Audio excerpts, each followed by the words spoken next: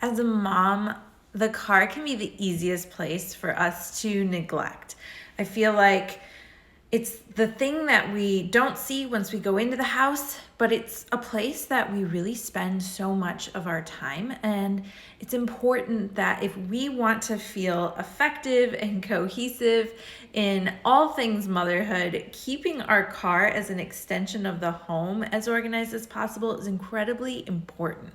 It allows you to feel like you have everything under control, that things aren't getting lost, that you know where everything is, and that it becomes another reliable, high traffic area of your home that you have confidence you are able to manage and maintain and really rely on a day-to-day basis. So today I want to walk you through 3 different steps that I recommend that you take so that you can feel like your car is more organized. And when your car is more organized, it's far easier to keep it clean. So I know that that can be just a stressor, and every time you get in your car, you might be thinking like, ugh, I really need to clean this out, or oh, it's disgusting in here, and just never actually take the time to tackle it. So this should help to simplify things and make it a lot easier for you. Here's the first thing I want you to think about. When it comes to organizing any high traffic area of your home, you want to come up first with a strategy. So I want you to take a little bit of time just to think through what is the benefit of having your car be organized. Why do you want to bother having it organized in the first place? So for me, I spend over an hour a day in the car, driving the kids to school and back again, and making sure that they have what they need. And also, because they're in the car for as long as I am, I also have to manage keeping resources in there that keep the kids occupied so that they're not arguing. So for me, I need a car where the kids can access the books or the coloring or the stickers or whatever I have in there that's going to keep them occupied and make sure that it's accessible to them to manage on their own. But then I also have to make sure that it's organized so that when I need Kleenex, when I need to know where the backpack is, when I need the kids' water bottle's empty, I need extra water, where is that? I like to make sure that I know where everything is in the car so it's not this constant like scattered scramble. So something that I want you to think about is, what purpose does the car serve in your life? Because it's going to be different for every mom. There's the soccer mom who needs to keep track of all the gear. There's the carpool mom who's keeping track of like all the school supplies and the after school snacks before on the way to dance. And then there are also the stay-at-home moms who just need the car to be a functional place that has capacity for like running errands and putting groceries in the trunk and dry cleaning and everything else that you're trying to do on a day-to-day basis. So really think through, in the context of your home, what is it about your car? What function does it serve? And how can you organize it in a way to help you feel like everything that you have to get accomplished inside the car is more easily accomplished, okay? So take some time, reflect, what's the purpose of your car and how can it best serve you? Through that, I want you to really think about, what are some ways that you can organize the car that are going to foster some independence? We're going to look at that in step 3. But I also want you to think about, what's a realistic expectation for how you're going to have the car organized? Because I think it's unrealistic to expect that it's going to be 100% tidy all of the time, that it's just going to be as sparkling clean as like a service car where like you're getting an Uber Black, right? Like it's not going to look like that. So set yourself up with some realistic expectations on a day-to-day basis. How do you want the car to feel on the inside when you get in? And then the question becomes, how are we going to come up with a strategy that's going to help you maintain that? Okay, so once you've taken some time to really think through some realistic expectations and set a vision for what you want out of that space, I want you to really think through, how are you going to actually set up a system so that the kids can be a part of this? How are you going to involve the whole family in maintaining this space? This is no exception to any other high traffic area of your home. it's important that the whole family be on board with maintaining the mudroom, the kitchen, bedrooms, the playroom. And it's really easy to kind of separate out the car as being its own kind of space. And I think that's really because it's not something you're living in, right? And you don't see it every day. But for a lot of us, like in my example, when I'm in it at least an hour a day, like that's a lot of time in my day that I'm spending in the car. So you really should be treating it similarly. And when you put all the responsibility on yourself to maintain the car as being a place that's clean and orderly and organized, you aren't doing the family a service because you're not getting to it on a regular basis because you're trying to do it all yourself. And you're also teaching the kids and setting an expectation that that's not a part of the house that they have to be responsible for. So they're not going to take it on. They're not going to take that initiative. You might have that one responsible kid that remembers to grab their backpack every time, but I'm going to guess that for the most part, the kids are not taking that on themselves. So I am going to have up on the blog later today a great checklist to walk you through these steps, but included in that checklist, part of that is deep cleaning your car. So start thinking about how can you deep clean the car and how can you involve the kids in that. It does not have to happen, obviously, every day, every week, or even every month, even if it's once a quarter. Really get in there, deep clean the car. It's going to give you a fresh start, and the kids get such a kick out of taking a part of that. As they get older, they may not find it as exciting, but you could at least then give them choices of, well, what role do you want to take? Do you want to wash the floor mats? Do you want to wash the windows? Do you prefer to put the suds on the car and give it a proper car wash on the exterior? Do you want to vacuum? There's so many different parts of a deep clean in a car. If you have organized, like kids who are very like linear and like to organize, you could have them like emptying out the car and organizing things into piles. So I want you to think about when you deep clean the car, how are you involving the kids so that not only are they participating in keeping an important area of your family's home organized, but then also they have more buy-in and they realize like, wow, this took a lot of work to get this clean. The last thing I want to have to do is do this again next week. So when mom is reminding me to help take everything out of the car when I leave, maybe I'm more inclined to do that, right? There's that shared ownership over the space as opposed to it being mom will take care of it. So make sure the kids are involved in that deep clean. And then I want you to make sure that on the day-to-day end of things, that when you come up with your realistic expectation for what you want the car to look like in step 1, part of step 2 in coming up with kind of your system and your plan, starting fresh, having that deep clean is part of it. But then the other part of it is making sure you're communicating your plan with everyone who's involved in the car and is a part of that. So, you know, this would be irrelevant to like my husband. He is not in the minivan every day. He does not care what happens in the minivan. I'm not going to like bother him with that information. Now, Theo and Stella are in the car with me every day, so they most certainly know the plan and the expectation for when they're riding in the car, right? So some things that I would be very specific about, like I have a book bin in the car so that they can read. They know that if they take a book out, the book doesn't go on the floor.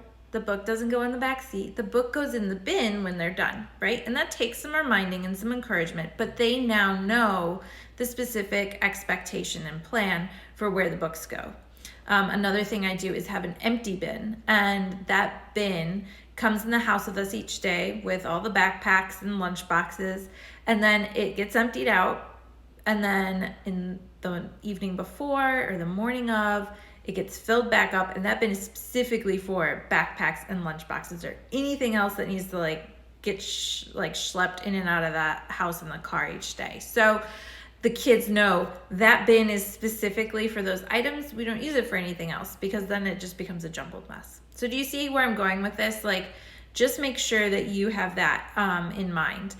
Now, I have other areas of the car where like I specifically have a bin for myself of things that I often forget. Like I can't tell you how many times we've rushed out the door and I forgot to brush the kids' hair. Like, just, it's not top of mind for me, and yet I want their hair brushed. So now I keep a spray bottle, a brush, and a comb right in the car so that it's there. So, I have it. And that isn't something that I communicate to anyone else. That's just a me thing, right? So really delineate out what is it that you need in order to make your realistic expectation happen, and make sure you're communicating that out to anyone who's involved as needed, and make sure it's clear.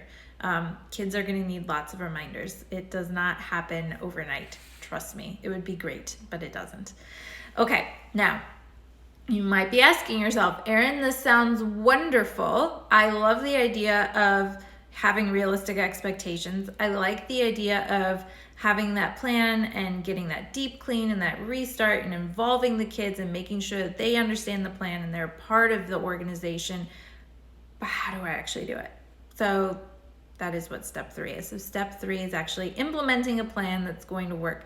And again, I don't know what your plan should look like, because I don't know what your needs are for your car. And I really believe that there's no one size fits all plan for anything in motherhood. So I never like to give you just a straightforward checklist of things you need to do.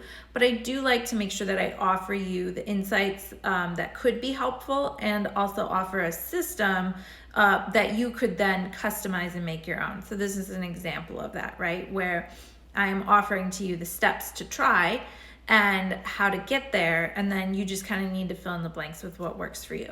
So again, how we're doing this is we're making sure we're deep cleaning, making sure that you're thinking through what is everything that actually needs to be in the car on a day-to-day basis.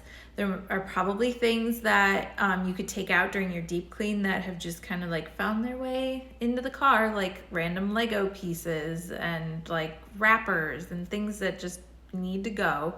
And then really keep in the car the essentials and make sure you have a system for organizing them. So do you need to make sure that you have some extra storage bins that you can kind of help them sort out and keep together the similar items that need to stay together? Like in my trunk, I have spare change of clothes, some extra water bottles, like actual water bottles, some extra snacks, because sometimes I forget after school snacks for Theo and the kid gets so hangry, it's not even funny. So like I have to have those.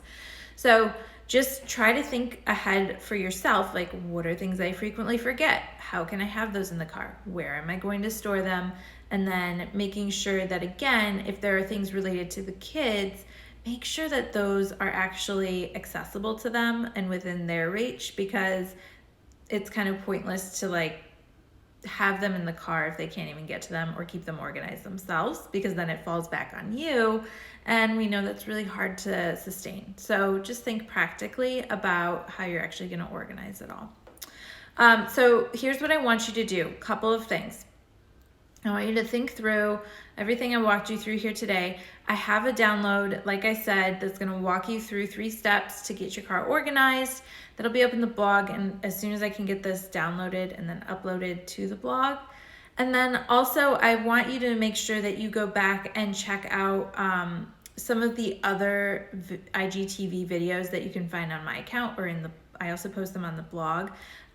We did another one about streamlining mealtime and snacks to make them be less of a to-do.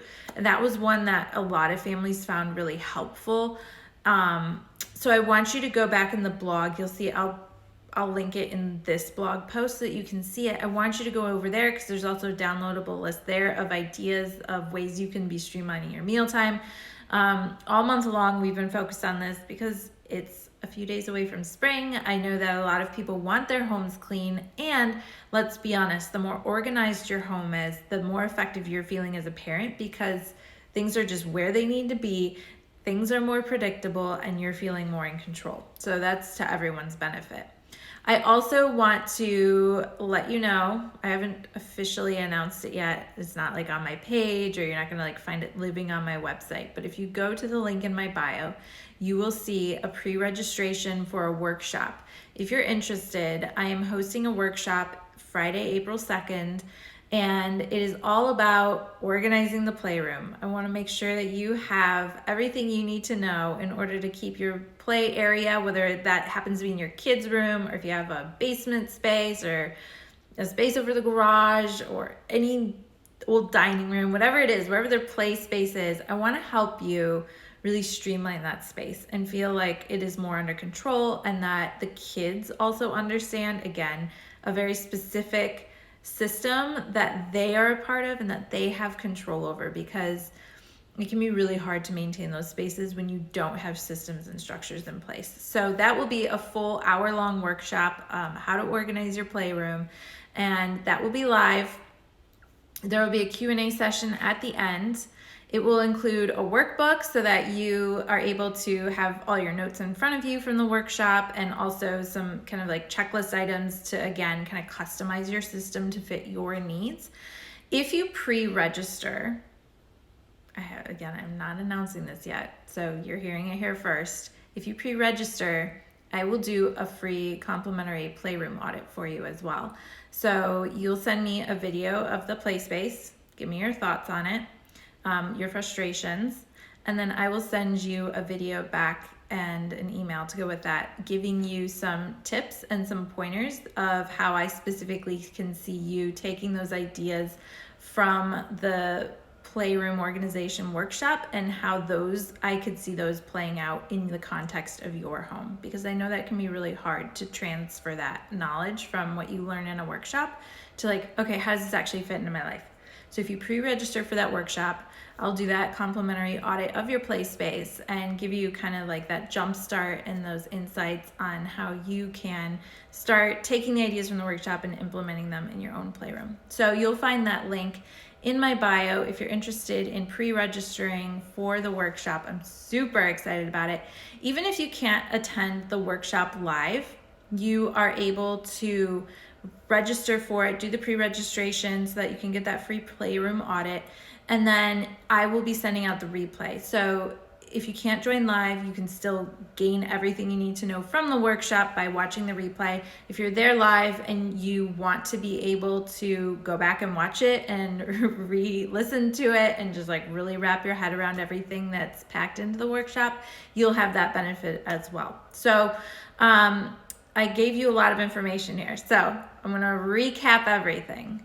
First of all, let's get those cars organized. You will see the whole video later today on my IGTV if you're just joining. I also have a blog post going up today that will have a free download of how to organize your car and come up with a system that works for you.